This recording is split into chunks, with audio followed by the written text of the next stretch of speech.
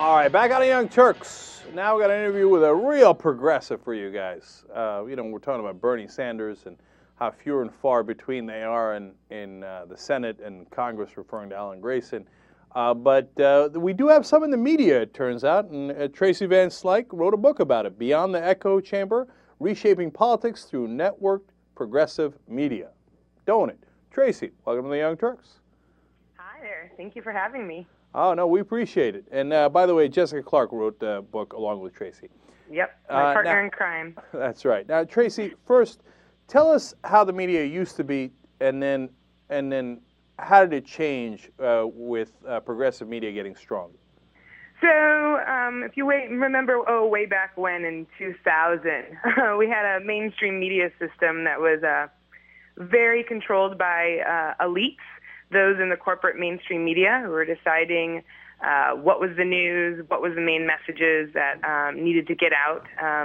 And we've seen in the transition with technology that progressive media has really harnessed in the last couple of years, that now the power of media is in the hands of independent media as well as everyday citizens who are helping and participating in creating powerful progressive media.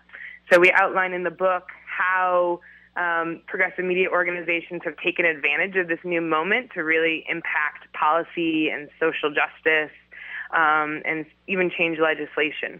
So we really think that there's real power in progressive media and everyday citizens sort of to break down the corporate control that sort of the elites have had over the mainstream media system for a very long time.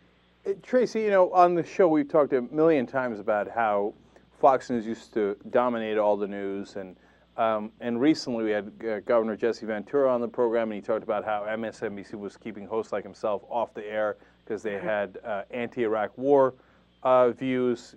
Phil Donahue, Ashley Banfield, et cetera, they all make the same case. We remember the bad old days, and I remember when there were no voices in the progressive media. And so how did it change? Was there one thing that changed it? Was it a series of things, and what were those? No, it was a series of things. One, technology totally changed. If you can believe, in 2004, YouTube was still sort of on sort of the cusp, on the beginning. We had a whole new world of social networking, Twitter and Facebook and even MySpace. So those changes really gave the power of everyday citizens to start producing and sharing their own media. At the same time, what we saw was progressive media really led the charge in taking advantage and integrating those strategies and those new tools and platforms into the work they were producing. The Young Turks is a perfect example. We talk about you guys in the book. Shibuya. And so we really believe that, looking for the future of progressive media to continue to make an impact, they need to continue to be on the cutting edge. Unfortunately, we're seeing, the right wing has hijacked the media narrative in the past. They're also starting to step up and sort of use this online environment. We've seen a whole lot of stuff happening with the Tea Party movement and online. And we need to make sure that we are still on the cutting edge, that we're integrating our users, our audiences into the content creation and the distribution and the power of getting beyond the echo chamber. We're getting beyond sort of the elites deciding what the news is, but everyday people participating in that. That's really interesting, because I hadn't thought of, until I read your book, of how important that social media is. That's ridiculous. I should have, right? But that's why you wrote the book. You're right. We're the perfect example of that here on the Young Turks. But the reason I say that is because in the midst of this conversation, I thought, we're kind of almost like those Iranian dissidents that are fighting against the Ahmadinejad government. The Iranian government controls all the media, and they try to squash it, but it keeps popping back up, back up. Now, in America, it's not that the government says, all right, this is what you're not allowed to publish. It's that the system has been set up and has a self-selection that if you challenge the government, you don't get promoted in the media. You get demoted in the mainstream media. And But it looks like now there's such a yearning for the actual truth, and now the outlets like YouTube, Facebook, Twitter, et cetera, to be able to get that truth to the American people, that it looks like it's a little unstoppable. But that leads me to the next question of, All right, how do we take that to the next level? Because right now, if you look on television, it's not like the problem is solved. It's still 90% conservative. Yeah, absolutely.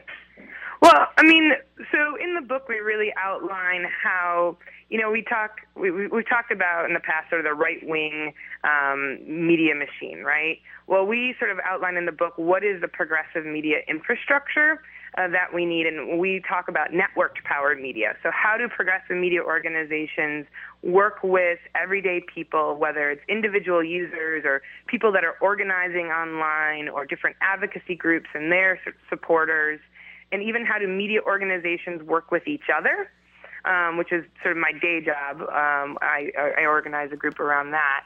And we really think that's the power, that's the infrastructure. We don't want a top-down sort of lockstep right-wing narrative and machine the way that the conservatives had. We want a democratic, collaborative, coordinated group that works together, that really sort of emphasizes the democratic process and celebrates diversity, frankly. And so we really outline in the book what does that look like and how do media organizations and everyday people plug into that opportunity. Tracy, real quick, let me ask you finally, like, what are some of the organizations for people that don't know? Okay, so obviously I loved it, of course, that we're in the book. Thank you for doing that. Of course. But what are some of the other organizations that are doing this on the ground level and that are getting people the right message? Right. So in the book, we talk about 21st century muckraking, doing hardcore investigative journalism, but involving users and audiences. And in that chapter, we talk about Talking Points memo and how they sort of led the charge around the Attorney General scandal, which led to the resignation of Attorney General Alberto Gonzales. We talk about, you hear all the time how the left media is preaching to the choir. Well, we talk about the importance of assembling the progressive choir and the role of Firedog Lake, an amazing blog who has combined reporting, action, and analysis into creating a really powerful group of progressives who are connected to each other online and in person. We talk about, my favorite chapter is called Beyond Pale, Male, and Stale, which we shortened to Beyond PMS, where we talk about groups in the black blogosphere like Jack and Jill Politics and Feministing in the feminist blogosphere, about how they're reaching different communities.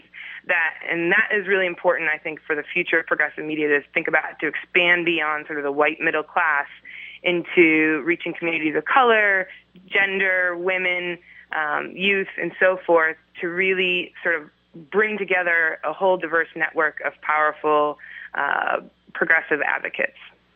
All right, Tracy Van Slyke, the author of Beyond the Echo Chamber, Reshaping Politics Through Networked Progressive Media.